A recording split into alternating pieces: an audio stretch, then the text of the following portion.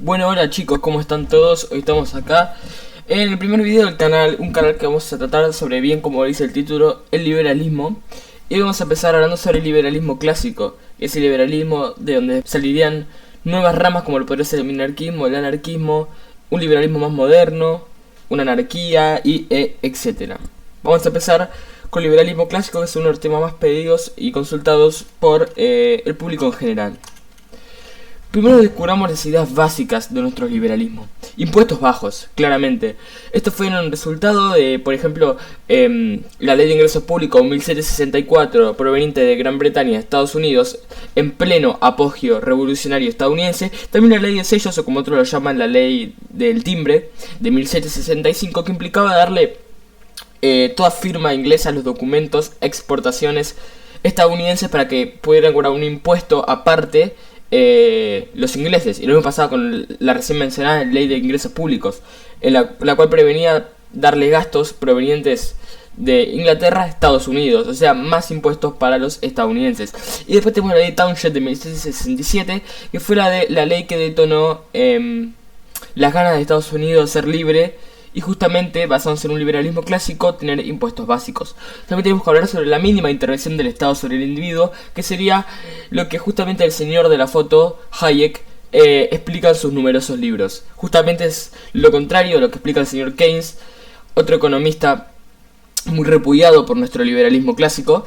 Y bueno, se entiende que por tener una mínima intervención del Estado sobre el individuo vamos a ser más libres, vamos a poder comerciar y vamos a poder poner las regulaciones a nuestros propios productos y comercios y negocios. También nos basamos en una política de libre mercado, donde el precio es acordado entre el consumidor y el que está vendiendo, y no por las distintas regulaciones que mete el Estado en los precios y en la economía. Hablamos de libre comercio, que es muy parecido a lo anterior y que también implique unas políticas irrestrictas de la intervención del Estado sobre nuestros productos e economía.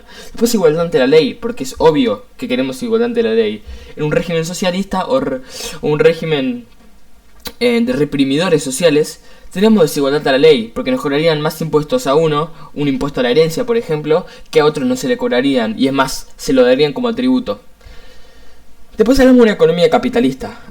El capitalismo es un sistema económico que vamos a desarrollar más adelante, y justamente todos los países libres, y vamos a después ver rankings, se basan en una economía capitalista. Hablamos sobre meritocracia y competencia porque damos derecho a una propiedad privada que justamente hace que el sector público sea ineficiente y el sector privado, con ganas de tener más consumidores y más ganancias, crea una competencia interna gigantesca para ver quién ofrece el mejor servicio. Y después obviamente de reducción de gasto público, como dije que es ineficiente, y reducción del Estado en orden de tener impuestos bajos. Hablamos del origen del liberalismo con John Locke alrededor de 1600, cuando entre tantas teorías afirma, por ejemplo, que el pueblo debe tener derecho a una propiedad y también derrotar un Estado aplastante. Y también este hombre desarrolló diferentes teorías muy interesantes, como podría ser la teoría del conocimiento, que quedaron en la historia para el liberalismo clásico y para el liberalismo en general.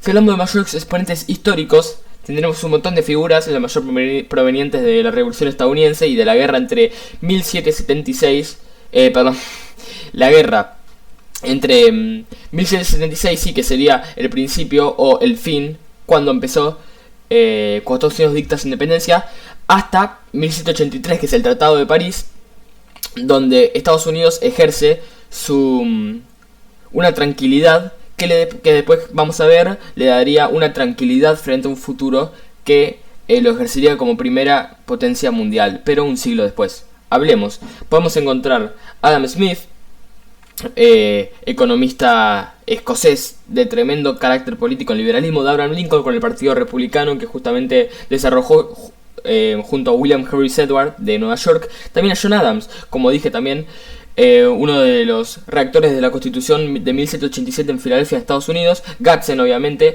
el de la bandera de Gadsden, la famosa bandera Don't Tread on Me. Después tenemos a Hayek, uno de los mayores economistas y pensadores de nuestro liberalismo clásico. Y Benjamin Franklin, que tuvo su importancia también en la revolución estadounidense.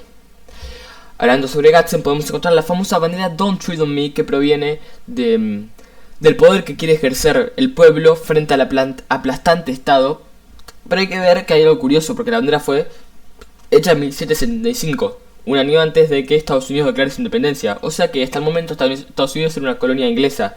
Y como dije antes, la ley de ingresos públicos, la ley de azúcar, la ley del timbre o la ley de sellos y la ley de township implicaban impuestos y gastos enormes a los Estados Unidos, que encima los ocasionaba en Inglaterra. Entonces Estados Unidos decía, ¿por qué tengo que pagar yo gastos que los ocasiona Inglaterra? Entonces ahí viene Don't Tread on Me, que sería en español no me pisotees, para que Estados Unidos pueda conseguir libertad económica sobre esos individuos y que no tengan que pagar algo que ellos nunca quisieron.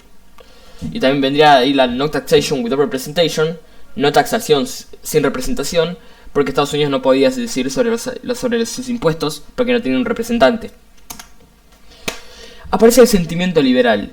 La revolución estadounidense trajo un montón de sentimientos liberales, la gana de ser libres de Estados Unidos, que es el país ejemplar, no sé si tanto hoy en día, pero sí en el pasado, sobre el liberalismo. ¿De dónde apareció el sentimiento liberal? Bueno, primero, con las ganas de deshacerse de los impuestos provenientes de Inglaterra ya dichos. También de tener unas libertades de comercio que ellos no podían tener por el excesivo poder que ejercía la corona o Inglaterra, Gran Bretaña, sobre su territorio. También que no tenían la posibilidad de ejercer un cargo nacional, porque, como por ejemplo George Washington, que pertenecía a las tropas de Virginia, Estados Unidos no podía tener una armada nacional y no podía hacerle frente a Inglaterra. Sin embargo, pues George Washington se rebelaría y crearía el primer ejército que después derrocaría a los británicos. También con el Tratado de París de 1983, como dije antes, Estados Unidos sintió un amor inmenso por la libertad y la gana de ser libres, de independencia, de igualdad ante la ley y todo. Y todo esto fueron los... Porque si nos damos cuenta, volviendo a lo que dije antes, casi la mitad de los argumentos o ideas básicas del liberalismo fueron creados en la Revolución Estadounidense, y es muy interesante de ver eso. Y también lo más importante, el sentimiento liberal más importante de Estados Unidos viene después de la guerra de 1812, que duró hasta 1815 contra Gran Bretaña, que fue cuando verdaderamente Estados Unidos se consideró un país, porque cuando firmó la independencia en 1776 seguía siendo una colonia disfrazada, pero después de la guerra de 1815, cuando logra derrotar verdaderamente a Inglaterra, Estados Unidos es un país en serio. Y los americanos, en especial los varones, sintieron un amor por la libertad nunca antes vista en ninguna parte del mundo, porque acordémonos que en Europa todavía seguían las monarquías absolutas. Ahora vamos a hablar sobre el ejemplo monetario que estaba explicando antes, que se refiere al capitalismo. El capitalismo tiene unas características básicas, haciéndolo muy resumido, que podríamos encontrarnos con estas: asignación de recursos mediante el mercado y no mediante la regulación estatal, el derecho a la propiedad privada, que es fundamental para que cada empresa chica, grande, crezca sin límite y haga crecer la economía del país a sí misma. También el apoyo a las inversiones, porque si nadie invierte, primero hay que ahorrar. Para empezar hay que ahorrar. Después viene el paso de invertir. Y si nadie invierte, la economía no puede crecer porque no va a haber propiedad privada. Después, como dije antes, el libre mercado, que ya lo expliqué en las teorías o ideas básicas del liberalismo clásico. Pero vamos a encontrarlo con un comercio exterior e interior que garantiza un cambio tanto de productos como de riquezas entre distintos negocios, distintos puestos, hasta distintos países que enriquecerían a el país que ejerza este sistema. Y después impuestos bajos a empresas, porque es fundamental eso. Yo quiero dar un ejemplo que fue, por ejemplo, con el Hotel Hyatt. Cuando Trump en Estados Unidos construye el Hotel Hyatt, que fue un impulso enorme para este país económicamente y más para la ciudad de Nueva York, el Estado se comprometió a reducirle los impuestos en un 40%. Y esto fue el factor que hizo que crezca tanto la economía estadounidense, y justamente el hotel, que pueda hacerse rico y que pueda abastecer millones de empleos, darle impuestos bajos. Ahora vamos a hablar sobre el PIB per cápita en un ranking. Acá vemos los 30 primeros países y véanlo detalladamente, los 30 son liberales. El PIB per cápita, primero podemos ver a Qatar, a Macao, Luxemburgo, Singapur, Brunei, Irlanda, Noruega, Emiratos Árabes, Kuwait, Suiza, Hong Kong, Estados Unidos y demás. Pero todos tienen políticas liberales. Y cuando te dicen, sí, pero estamos en un paraíso socialista, en Cuba está en top 5 peor, con los peores rankings, en todos los aspectos. Esta es la verdad del liberalismo y del capitalismo. Como decía Milton Friedman, primero los datos. Vamos a hablar sobre la libertad económica del PIB per cápita en los países libres versus los reprimidos. Acá podemos ver que los que son menos libres, sí, menos libres, tienen un promedio de $5.000 per cápita. Los que tienen una tercera economía libre, 9.000. Los que tienen una segunda economía que se acercaría más a una socialdemocracia capaz, 20.000. Y los que son más libres tienen promedio $40.000. Sin mencionar que Estados Unidos, por ejemplo, tiene 60.000. ¿Entendemos? Es un promedio. Y bueno, y si volvemos al pasado, a la Revolución Estadounidense. Posteriormente, entre 1850 y 1860 aparece lo que fue el Partido Republicano.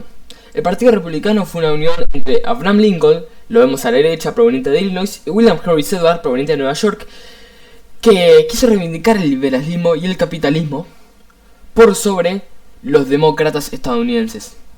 Funcionó perfectamente porque justamente fue este partido el que ganó la guerra civil antiesclavista, el que pudo liberar a los esclavos, porque justamente estos dos en una conferencia en Virginia dijeron: el país será libre o totalmente esclavista. No puede ser que la Unión sea libre y los confederados, los del sur, sean esclavistas. O somos todos libres o somos todos esclavistas. En un país socialista y reprimido. ¿Qué quiere decir esto? Que conviene 11 veces más ser pobre en un país capitalista y liberal que en un país socialista y reprimido, ya que no tendrás chance de sobrepasar o tener un brillo más grande que los demás, ya que se te va a matar a impuestos y restricciones para que no lo puedas hacer.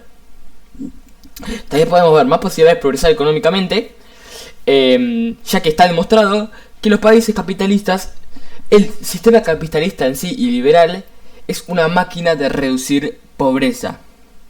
Y si no, consulten los datos. Podemos ver la meritocracia, que es la única opción que garantiza premiar el trabajo y esfuerzo. Y si hablamos de igualdad de oportunidades, que esto, que lo otro, que son algunos de los argumentos que intenta dar los progres, recomiendo ver distintos videos de Axel Kaiser, que habla sobre esto, la igualdad de oportunidades, y cómo eso es una mentira y es muy justo el sistema liberal y capitalista en cuanto a meritocracia. Podemos ver que funciona en todos lados donde se aplica, y eso es verdad, porque no podemos pensar en un país que haya intentado ser liberal y no le haya salido. Suecia quiebra a finales de los 80 y adopta políticas liberales. En 10 años ya era un país rico. Lo mismo pasa con Chile, por ejemplo, que tenía un 50% de pobreza. Aplicó políticas liberales y hoy en día tiene menos de 10% de pobreza. Lo mismo pasó con millones o miles, cientos de organizaciones, sistemas, ciudades, países que garantizaron este sistema. Ahora bueno, acá voy a mostrar el índice de calidad de vida y quiero que nos fijemos bien en los datos. El primero es Dinamarca, liberal. El segundo es Suiza, con Maurer a la presidencia, conocido liberal y amante del sistema capitalista. Finlandia, Australia, los Países Bajos, Austria, Islandia, Nueva Zelanda, Alemania, Estonia, Suecia, Noruega, Eslovenia y Estados Unidos. Los 14 son liberales y capitalistas. ¿Queda alguna duda de que este sistema no es efectivo? Lo pregunto en serio. Es totalmente efectivo y, si lo vemos en todos los números, es el más eficiente. Y justamente hablando sobre esto, vamos a ver el fracaso del socialismo y comunismo en el mundo. ¿Cómo empezamos con la URSS? Obviamente, su fracaso vieron la Guerra Fría, cuando ganó el capitalismo y tuvieron que adoptar económicas capitalistas para salir de su crisis. En el muro de Berlín, tuvieron que plantar un muro de Berlín para que la gente no pase al lado occidental. Y bueno, después podemos ver distintos países como Cuba, los centros forzados contra homosexuales, provenientes del Che Guevara y Fidel Castro, eso mucho no se cuenta. También la economía perdida, la economía totalmente perdida que tiene Cuba. También que es uno de los top 5 países con buena derecho de propiedad y que tiene una inmigración histórica hacia Estados Unidos. Qué raro, ¿no? Que partan de Cuba a Estados Unidos, no de Estados Unidos a Cuba. ¿Por qué será? Después vamos a Venezuela, que tiene la peor inflación anual del mundo, tiene más de 10.000% de inflación anual y tiene un abastecimiento de productos esenciales en base de restricciones empresariales. Como las empresas no pueden crecer porque los matan a impuestos y les sacan sus producciones, no pueden ofrecer servicios buenos. Y eso se ve reflejado en los supermercados, por ejemplo. Después vemos África. ¿Saben que el 80% de África es socialista? Países como Zimbabue o Etiopía son algunos ejemplos. Y pudo haber dado más, pero creo que ya sería humillar demasiado a este pobre sistema que algunos siguen alabando. Y después tenemos a Corea del Norte, que no hace falta que diga mucho, ¿no? Un régimen con menos expresión de libertad, nada de asentamiento no cultural, no hay datos, no hay empresas, autocracia, millones de personas escapando al sur. Y qué raro, justamente, que todas las personas se escapen a Corea del Sur. Raramente un sistema capitalista y liberal. Y cabe mencionar que acá no mencioné la China de Mao, 83 millones de muertos fue la hambruna más grande de la historia de la humanidad. Pero bueno, en la noticia no sale eso. ¿Por qué será? Entonces, haciendo un análisis, un resumen de lo recién dicho. ¿Queda alguna duda que la solución es el liberalismo? Hay que dar menos carga impositiva, hay que dejar crecer a las empresas, nada de restricciones o muy pocas, y una ciudadanía libre de comerciar, que eso es lo ejemplar, eso es lo esencial. Países como Australia, Nueva Zelanda, o países como Suiza, tienen una política, y Hong Kong, de libre mercado, que es lo que hace que millones de personas puedan progresar. Acá podemos ver un gráfico donde los ciudadanos tienen que mantener toda la economía dada por intervenida por el Estado, mientras el gobierno se basa y disfruta de la buena plata que le dan sus ciudadanos, y la banca feliz de prestar plata, obviamente. Así que bueno, llegamos a este fin del video, espero que les haya gustado. No olviden dejarme el tema que quieren que trate en un próximo video. Suscríbanse, apoyen un like y con un comentario. Acuérdense, liberales, unámonos todos juntos. Basta de impuestos, basta de keynesianismo. Vamos con el derecho de igualdad ante la ley. Y acuérdense que el futuro es liberal. Muchas gracias por ver el video.